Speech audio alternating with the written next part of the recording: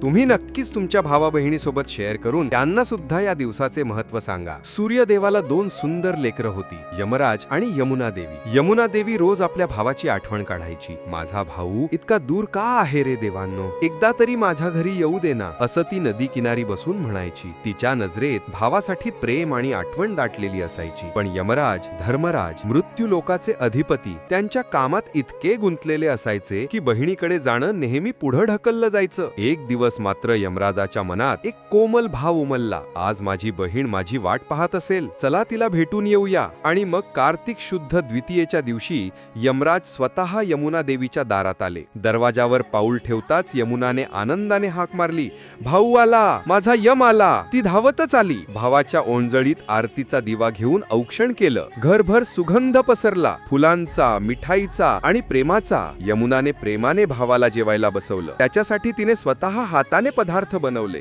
दोघांनी हसत बोलत जुन्या आठवणींना उजाळा दिला। त्या क्षणी यमराजाच्या चेहऱ्यावर मृत्यू लोकाचा कठोरपणा नव्हता, फक्त भावाचा आपुलकीचा हसू होतं। जेवणानंतर यमराज म्हणाले, सांग ना तुला काय वर पाहिजे? यमुनाने थोडा विचार केला आणि हसत म्हणाली, मला फक्त एवढाच वर हवा भाऊ, की या दिवशी जो भाऊ आपल्या बहिणीकडे प्रेमाने जेवायला येईल त्याला मृत्यूची भीती कधीच राहू नये। यमराजाने हसून तो वर दिला आणि त्या दिवसापासून भाऊबीज साजरी केली जाऊ लागली, भाऊ बहिणीच्या अमर नात्याचं प्रतीक म्हणून। पूर्ण गोष्ट पाहण्यासाठी आजोबांच्या गोष्टी या आपल्या YouTube चॅनलला आजच भेट द्या।